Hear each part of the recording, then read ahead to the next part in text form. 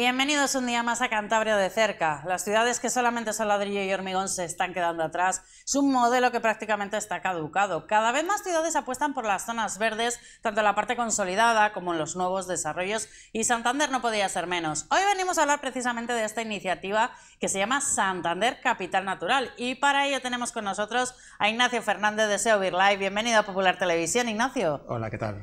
Bueno, cuéntanos, hablaba Santander Capital Natural, para que todo el mundo lo entienda brevemente. ¿En qué consiste Santander Capital Natural? Pues Santander Capital Natural es un proyecto que ha conseguido financiación gracias a los fondos Next Generation europeos y en una primera convocatoria que sacó la Fundación de Biodiversidad para proyectos de naturalización urbana. Santander fue una de las 18 ciudades premiadas, cuyos proyectos fueron más valorados de las 100 que se presentaron a nivel nacional y que consiguieron financiación para este proceso de naturalización y reverdecer todavía más la ciudad. Un proceso muy importante. Ayuntamiento de Santander, fondos Next Generation, es decir, Unión Europea, vosotros, evidentemente, SEO BirLife. ¿Quién más colabora? Pues realmente es un proyecto muy coral en el que participamos diferentes entidades, como bien dices, el coordinador es el Ayuntamiento de Santander, estamos desde SEO BirLife, la Sociedad Española de Ornitología, está AMICA, de una entidad de integración con personas con discapacidad, la cuadrilla que trabaja, que planta gran parte de los árboles es de AMICA, está también la Universidad de Cantabria, que también tiene una parte muy importante de investigación, de valorar, diagnosticar, actualizar la cartografía de las zonas verdes urbanas, ver cuáles son los principales déficits, y también hay una entidad que es la Fundación de Investigación del Clima que evalúa un poco los riesgos climáticos y cómo adaptarnos a ese cambio climático, principalmente utilizando a la infraestructura verde, las zonas verdes, para tener una mejor adaptación a este cambio.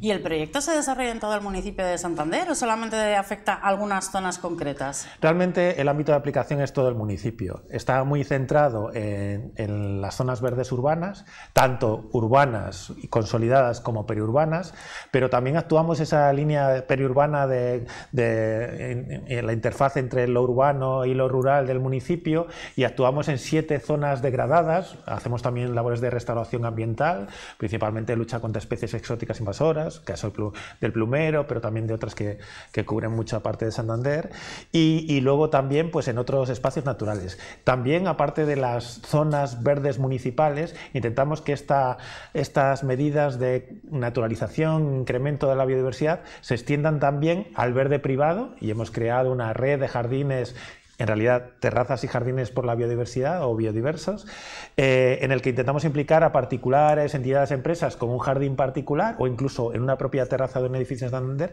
para que también apliquen medidas de naturalización, de reverdecer, de conservar la naturaleza. Hablaremos un poco más en concreto de todas estas actividades en la entrevista, pero coméntanos, porque tenéis muchísimas actividades puestas en marcha. Esto es solamente un avance de lo que nos has hecho. ¿Cuándo finaliza este proyecto? ¿Cuándo tiene que estar ya todo listo y completado? Sí, realmente el proyecto se puso en marcha en julio de 2022 y se prolongará hasta diciembre de 2025, que es cuando ya pues tendremos que terminar. Realmente en marzo, apenas un par de meses, estaremos ya en el ecuador del proyecto. Bueno, coméntanos, Ignacio, líneas generales, ¿qué salud tienen las zonas verdes de Santander?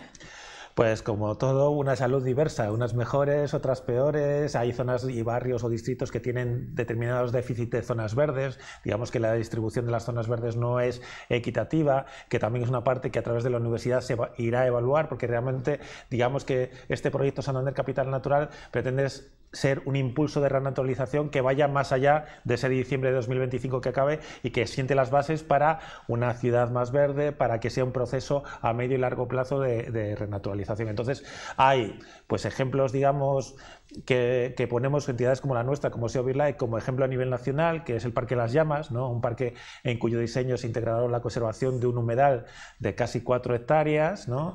Y que tiene una enorme diversidad de especies, a otros pues que son donde digamos otras zonas verdes donde domina más el cemento, o incluso pues algunas avenidas peatonales que pues eso es mucho cemento, mucho más de lo necesario para el tránsito de las personas o las actividades que se realizan, y eso lleva a que incluso en el proyecto se realiza también una obra en la zona de Valdenoja, que consiste en una mediana muy asfaltada, levantar todos los pavimentos artificiales, levantar todo el hormigón y reverdecerlo, ¿no? Ganar todavía más zonas verdes, que es lo que también pues, se pretende a medio y largo plazo. ¿Y cómo se mide la buena calidad de las zonas verdes y de la biodiversidad? ¿En espacio? O sea, es decir, en metros cuadrados, en la variedad que existe, en las especies que puede albergar. Bueno, hay muchos parámetros. Lo que comentas pues, se puede evaluar en muchos. Digamos que desde el punto de vista de la contribución que nos aporta a los vecinos, a nuestra calidad de vida, pues se suele utilizar pues esas unidades de metros cuadrados de zona verde por habitante,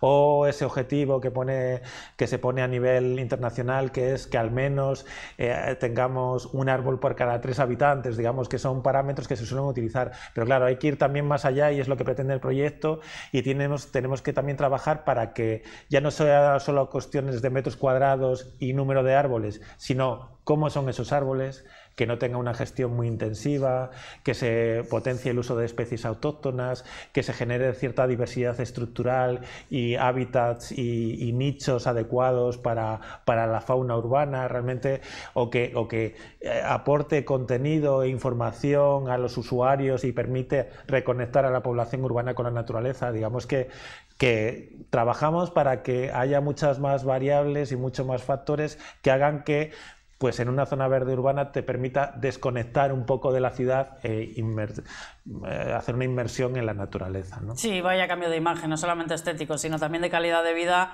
aportan muchísimo las zonas verdes. Sí, efectivamente, realmente las zonas verdes, digamos que naturalizar la ciudad, uno de los principales objetivos es mejorar la calidad de vida de los que vivimos aquí, que realmente a nivel global en el mundo ya hay más población que vive en ciudades que en el entorno rural, ¿no? Entonces, en estos ámbitos dominados por el asfalto y el hormigón, es muy importante la zona verde porque nos aporta lo que llamamos servicios ambientales, servicios ecosistémicos, que mejora la habitabilidad de la ciudad, reduce el efecto isla de calor, la temperatura tan alta que hay en las ciudades, reduce la contaminación, tanto de atmosférica como acústica, ayuda a absorber el agua de lluvia y que haya menos riesgo de inundaciones, y nos tiene un efecto muy directo sobre nuestra salud psicológica. Realmente entornos más naturales son entornos en los que pues nos sentimos mejor, estamos menos estresados, porque al fin y al cabo, como especie, hemos evolucionado en entornos naturales y realmente las ciudades son un invento de los últimos 10.000 años. Antes vivíamos en el medio natural con el resto de especies, ¿no? Y es ahí a lo que nos tira. Un eminente ecólogo norteamericano, Edward O. Wilson, acuñó el concepto de biofilia, ese sentimiento innato que tiene el ser humano de estar en contacto con la naturaleza. Si no lo tenemos, ese contacto con la naturaleza, pues tenemos una vida menos saludable y menos feliz, ¿no? Y hay muchos estudios que lo demuestran. Por eso ese proceso de renaturalización de Santander pretende, en primer lugar, mejorar la calidad de vida de los vecinos. Precisamente lo que comentabas, la importancia del arbolado. Cuando comenzasteis este proceso salió la estadística de que para cumplir esa estadística de que decías antes, Santander necesitaba 25.000 árboles. Pues ya os habéis puesto a ello. Pues sí, efectivamente. Una de las estadísticas que comentábamos antes, esa necesidad que establece la Organización de médicas y ambientales a nivel global, es esa disponibilidad de al menos un árbol por cada 3 habitantes. Entonces los cálculos, principalmente en el ámbito municipal de las zonas verdes, es que nos faltaban 25.000 árboles para alcanzar esos números. Entonces, como nivel simbólico del proyecto, se plantearon una de las acciones que se denominó Santander 25.000 árboles, que pretende eso, plantar a lo largo de todo el proyecto esos 25.000 árboles, en formato pequeño, mediano y grande, dependiendo de las características de cada zona verde, pero realmente sí que a efectos de tanto en la diversidad como en el número de árboles, va a hacer una contribución muy importante al proyecto en ese aumento y es intentar alcanzar ese árbol por cada 3 habitantes. ¿Se va a conseguir? Sí, sí, porque realmente estamos obligados por la financiación del proyecto. Realmente en estos momentos, aunque en árboles son 25.000, si incluimos matorrales y arbustos autóctonos, seguramente que al final del proyecto se supere los 40.000. Ahora mismo ya estamos llegando a los 20.000, casi a la mitad de los ejemplares de matorrales, arbustos y árboles mayoritariamente autóctonos ya han sido plantados. ¿Y en qué zonas vamos a poder ver esas nuevas bosquecillos que de la ciudad? Sí, sí. Pues realmente hay muchas zonas verdes, estamos actuando todo en aquellas zonas verdes que admite un poco el espacio, ¿no? Las primeras intervenciones en plantaciones se han hecho utilizando una técnica que se llama bosques Miyawaki o minibosques urbanos, que realmente son unas parcelas de unos 9 metros de radio, circulares, que hacemos con un pequeño cercado, en el que se pone una densidad muy grande de hasta 750 ejemplares, entre 3 y 5 ejemplares por metro cuadrado. Esta es una técnica que puso en marcha un botánico japonés, Akira Miyawaki, y que recomendó para zonas urbanas o zonas degradadas para generar un rápido crecimiento y al mismo tiempo aportar un pequeño refugio para la naturaleza urbana, un refugio para la biodiversidad, ¿no? Entonces ya hemos plantado 17 de estos minibosques y podemos encontrarlos en parques como La Remonta, el Parque de las Llamas, en Peñacastillo, en el Parque de Doctor Morales. Realmente hay 11 parques en el que hemos plantado estos bosques. Hay otra de las actuaciones que también se plantan muchos arbustos y árboles autóctonos, que son los setos arbustivos o setos vivos, que son también contribuye a diversificar la estructura de la vegetación y ya se han plantado en 15 parques diferentes. O sea, realmente, y la última fase del proyecto se plantarán ya árboles de más porte para enriquecer un montón de zonas verdes diferentes en el que pues tiene algo de déficit de arbolado. Otro de los aspectos que estáis cuidando mucho es el trabajo con los colegios y con los escolares. Hemos visto varios aspectos. Por un lado, estáis mejorando los patios, estáis animando también a los colegios a que mejoren esos patios, introduciendo la naturaleza. Sí, realmente, pues claro, venimos de unas instalaciones educativas en el que la naturaleza no era la prioridad, pues algunos son de los años 60, 70, 80, y vemos patios muy grandes, enormes, en el que es el asfalto, las pistas para jugar al fútbol, las que monopolizan Realmente hay casos que son sangrantes en Santander de colegios que no tienen un metro cuadrado de zona verde. Entonces, en el marco del proyecto se hizo una convocatoria abierta a todos los colegios, tanto públicos como concertados, para que presentaran proyectos de naturalización de sus patios. Se presentaron 16 colegios y realmente se ha premiado a 3 de los coles para hacer un proyecto de levantar mucha superficie de hormigón tal, generar mucha zona verde, plantarles, incluso ponerles charcas, hoteles de insectos, árboles frutales, un bosque comestible, y realmente está en proceso de redacción los proyectos de 3 de los coles, ¿no? Pues van a ser proyectos muy destacados, por lo que nos estás contando. Pues sí, porque realmente digamos que hay estudios que confirman que lo que comentábamos antes de los beneficios sobre la salud, las actividades educativas realizadas en un entorno más natural, se ha visto que los alumnos, que los chavales tienen mayor capacidad de concentración si la desarrollan en un entorno, digamos, natural respecto a un entorno más artificial. Realmente, o sea, ellos van a estar en un entorno más saludable y al mismo tiempo incluso pueden mejorar sus resultados académicos porque van a estar más concentrados, ¿no? Y realmente es una línea que deberá desarrollarse a medio y largo plazo también, es para esos coles que tienen ese déficit, pues eso, poner ese rincón de naturaleza en el propio patio del colegio. Pero además también acudís vosotros hasta los colegios, les ofrecéis formación. Sí, efectivamente. Por un lado, metemos la naturaleza en las aulas y en los centros mediante esos proyectos y también sacamos las aulas a la naturaleza, ¿no? Desde el inicio del proyecto ofrecemos a los centros educativos un programa educativo con diversas actividades relacionadas con el conocimiento, incluso la implicación directa en el estudio y la conservación de la naturaleza más cercana, de esas zonas verdes que o bien tiene el propio centro o que pues de los parques más cercanos. Entonces ya hemos trabajado con un montón de colegios, desde salidas, talleres de cajas nido, plantaciones de setos arbustivos, evaluación de la biodiversidad más cercana, realmente para hacer ese ejercicio de reconectar, pues digamos, a una juventud, a unos chavales que igual están muy desconectados, especialmente en un entorno urbano, con la naturaleza, pues reconectarles y darles a conocer esa naturaleza más cercana. ¿Y hay alguna actividad estrella? Bueno, tanto pues por ejemplo, los talleres de cajas nido tienen mucho éxito y luego también abrimos el abanico de actividades también a las familias, realizando cosas de voluntariado, actividades de voluntariado el fin de semana, y una de las estrellas que hay es lo que llamamos safaris nocturnos. Normalmente vamos por el Parque Doctor Morales y la realizamos durante el mes de julio, y allí pues es un sitio de los más interesantes para una especie de ave que vive en parques de Santander, que es el autillo.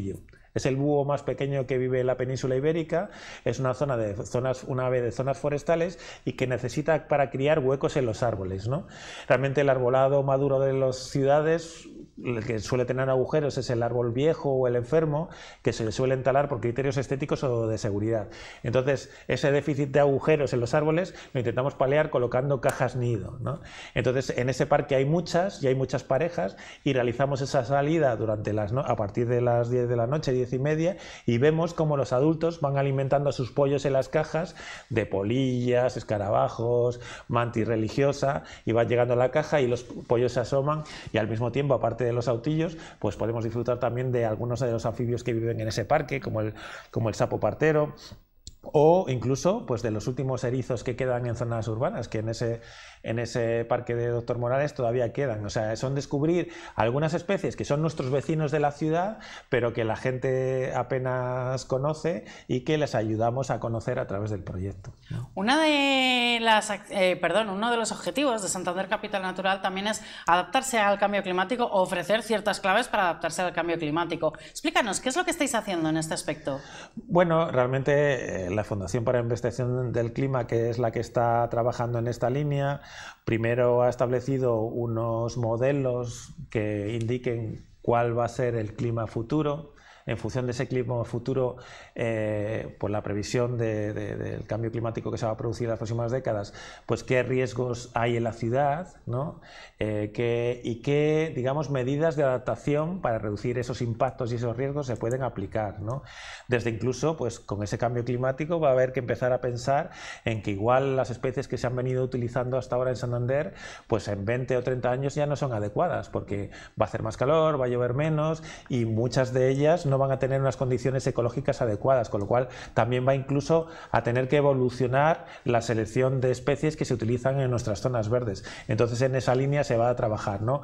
Ver en qué medida y qué zonas tienen más riesgo de la ciudad, cómo podemos utilizar la infraestructura verde para disminuir esos riesgos, ¿no? Porque realmente lo que hablábamos antes de los servicios ambientales que puede aportar las zonas verdes, desde absorber mediante sistemas de drenaje sostenible y poner más zonas verdes, potenciales inundaciones que se puedan producir, a pues una de las cosas más graves que es el entorno urbano, que es lo que se llama el efecto isla de calor. Las ciudades están dominadas por el asfalto y hormigón, eso absorbe esos materiales mucho calor durante el día de la radiación solar, que luego libera por la noche. Eso hace que las ciudades de media tengan de entre 6 y 8 grados más de temperatura que el entorno rural.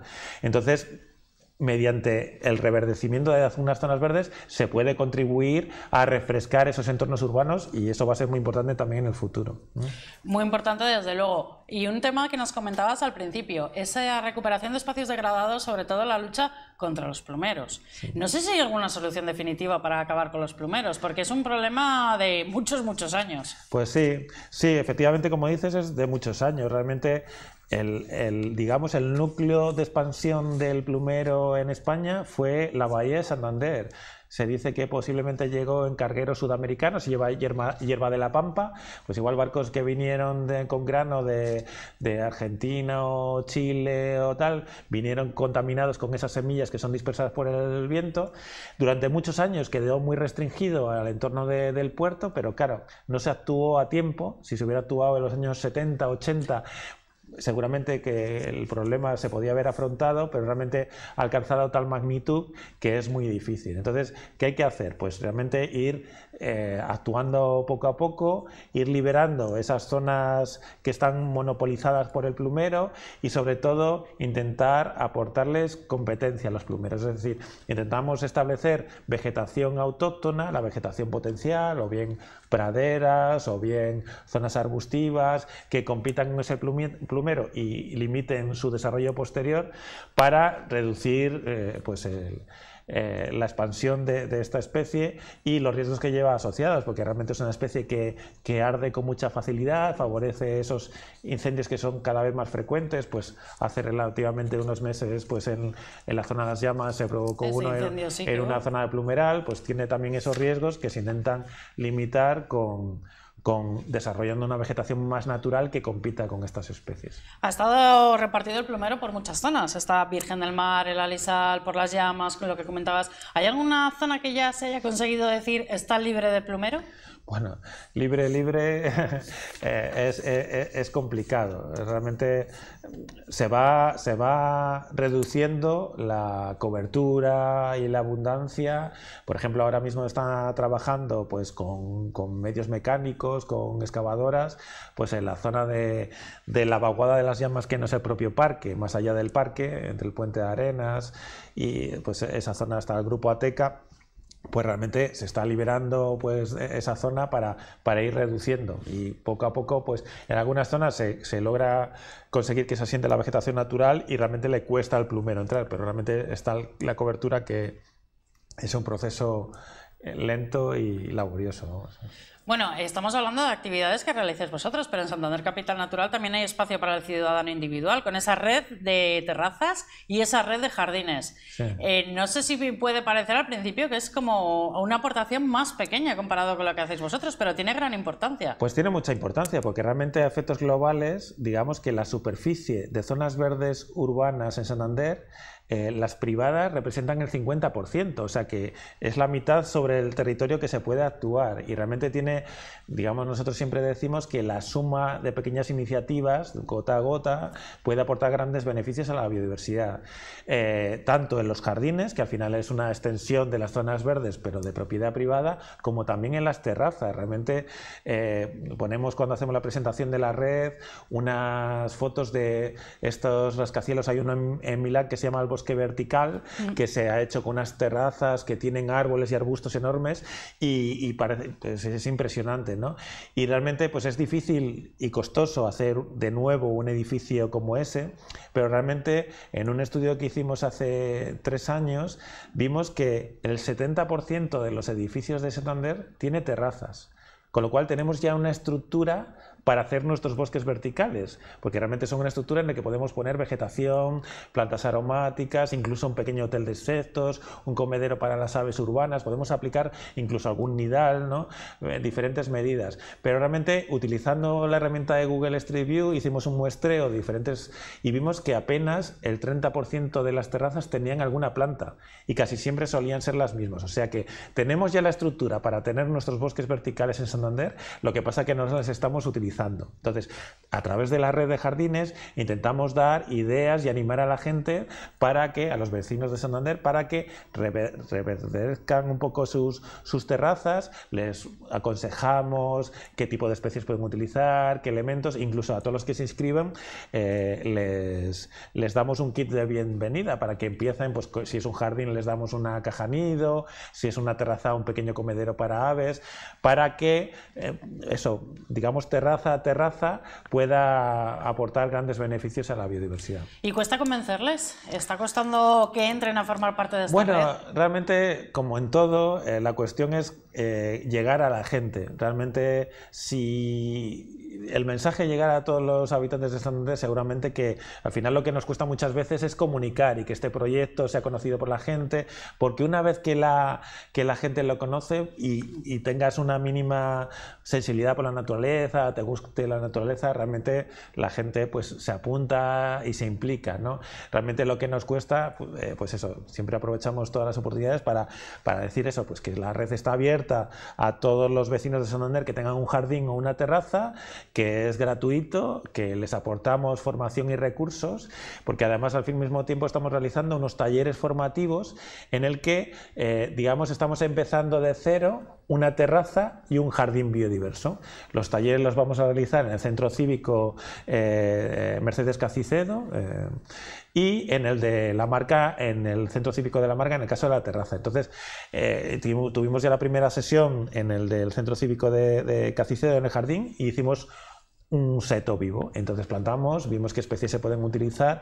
Poco a poco vamos a empezar de cero, eso, a generar un jardín y una terraza. Y animamos, pues a través de esos talleres, pues que la gente lo replique un poco en sus casas y ponga más verde, más naturaleza, más plantas. Muy importante, ¿cómo se pueden apuntar?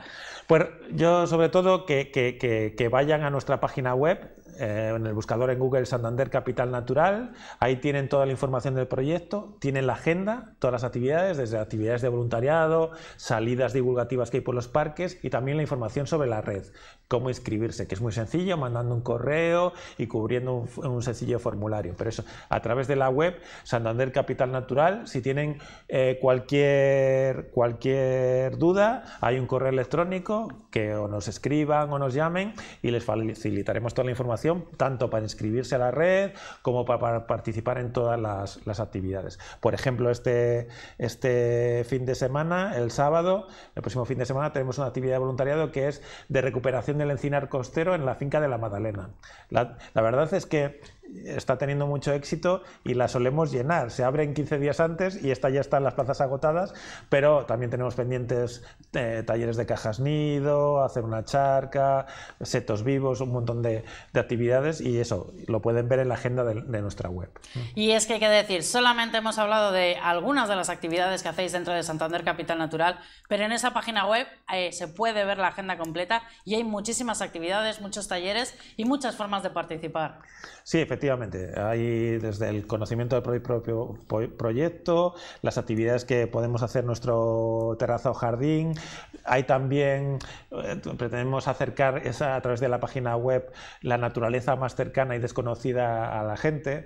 Además las hemos llamado las STV, Santander de toda la vida, realmente utilizando un poco este término que se utiliza para los habitantes de Santander, y que son otros habitantes también de aquí, del municipio de Santander de toda la vida, y que a través del proyecto Santander Capital Natural intentamos que sigan siendo vecinos, ¿no? que sigan teniendo su espacio, que encuentren en las zonas verdes un lugar adecuado en la que vivir. Entonces, cada mes se van sacando 2 o 3 fichas de especies diferentes, de aves, de insectos, de reptiles, de mamíferos que viven en la ciudad y que les damos a conocer pues, a los vecinos. Pues Ignacio, con esto nos despedimos, nos quedamos ya sin tiempo, pero muchas gracias por haber estado con nosotros. A vosotros por la invitación. Muchas gracias también a todos ustedes que nos han estado siguiendo, ya lo han visto en pantalla, página web de Santander Capital Natural. Ahí tienen toda la información por si quieren inscribirse en una de estas actividades. Recuerden que Cantabria de cerca vuelve mañana a las 10 de la noche, en este caso, con la edición Cultura.